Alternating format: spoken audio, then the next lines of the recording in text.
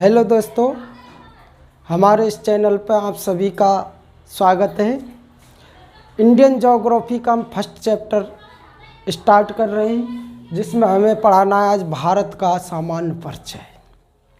तो देखते हैं, लगभग हमने सारी कंपटीशनों में देखते हैं कि इंडियन ज्योग्राफी से, राजस्थान ज्योग्राफी से लगभग सभी प्रश्न आते रहते हैं इनमें। तो हमें ये अपने एक एक बारीकी से हमें इनका समझना है और कैसे एग्ज़ाम की दृष्टि से प्रश्न बनते हैं और कैसे आते हैं। तो हम अपना फर्स्ट चैप्टर यहाँ से चालू करते हैं। तो हमारा जो ये भारत है आपको दिखाई दे रहा है। तो पहली बात तो हम ये बात करते हैं, क्योंकि हमारे हर कंपटीशन में पूछा जाता है कि भारत उत्तरी अक्षांश में स्थित है। भारत कहाँ पर है? उत्तरी अक्षांश में। उत्तरी अक्षांश में स्थित है हमारा। उत्तरी यानी विश्व के मैप पर देखते हैं तो हमारा जो भारत आता है वो उत्तरी अक्षांश में स्थित है। तो उनकी हमने ये आपको भारत का मैप दिखा रखा है। तो इनके चारों जो हमारे अंतिम बिंदु हैं उनके बारे में सामान्य जानकारी करते हैं। तो भारत का जो ऊपर का भाग होता है, जो हमें बीचों बीच कर्क रेखा हमारे भारत की काटती है, उसके ऊपर के भाग को उत्तरी भाग कहते हैं और नीचे के भाग को दक्षिण भाग कहते हैं। तो जम्मू कश्मीर का इंदिरा कौल, ये जो लिख रहा है, ये जम्मू कश्मीर का इंदिरा कौल, ये उत्तरतम बिंदु है। यह भारत का उत्तरतम बिंदु है, जम्मू कश्मीर का इंदिरा कौल।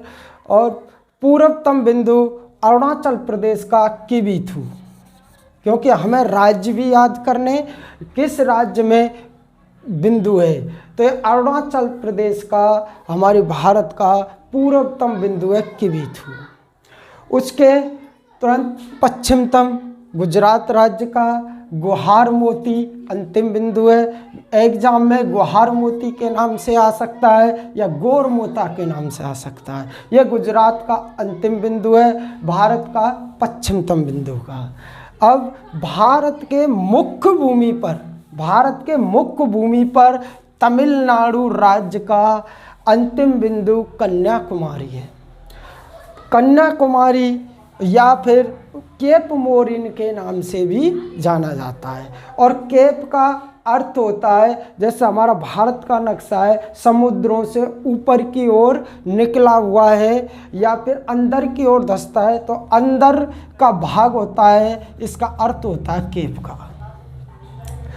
अब इस बात को हम देखते हैं, हमने पॉइंट लिए। तो देखो कि भारत का दक्षिणतम बिंदु ग्रेट निकोबार में स्थित है। भारत का दक्षिणतम बिंदु, ये जो तमिलनाडु और कन्याकुमारी है, ये भारत की मुख्य भूमि पर है।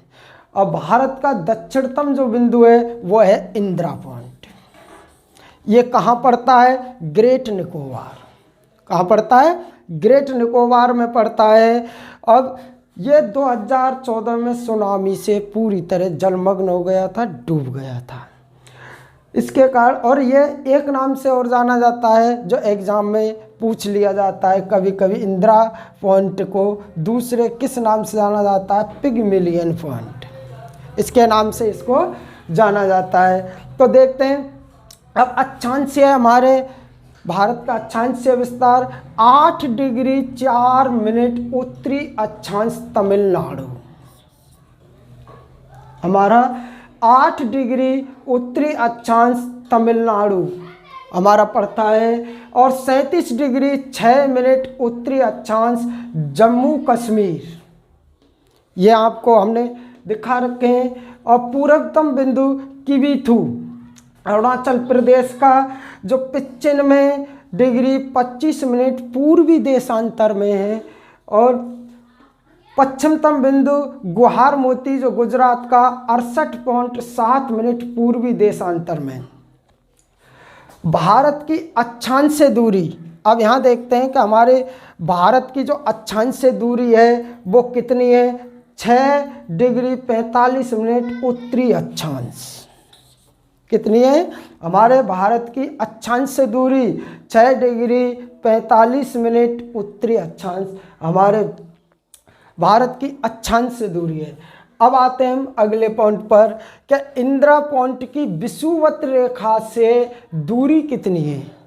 तो देखो हमारी जो इंदिरा पॉइंट जो हमारे बीच के भाग को जो विषुवत रेखा है हमारी जो उससे इंदिरा पॉइंट की विषुवत रेखा से दूरी कितनी है? तो 876 किलोमीटर दूरी है। अब 876 हमारी विषुवत रेखा से इंदिरा पॉइंट की दूरी है। तो देखते हैं कि देशांतरीय जो हमारी स्टार्ट होती है देशांतरीय, तो देखो देशांतरीय इंग्लैंड के ग्रीनविच से गुजरता है। देशांतरी जो विस्तार है हमारा भारत का, तो वो देशांतर इंग्लैंड के ग्रीनविच रेखा से गुजरता है।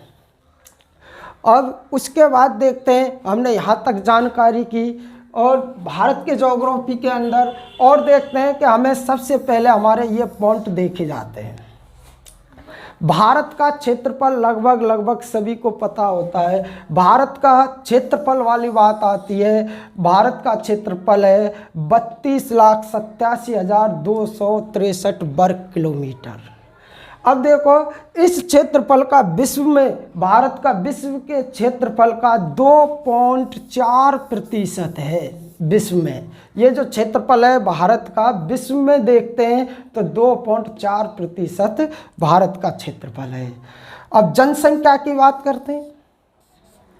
भारत के 2011 के अनुसार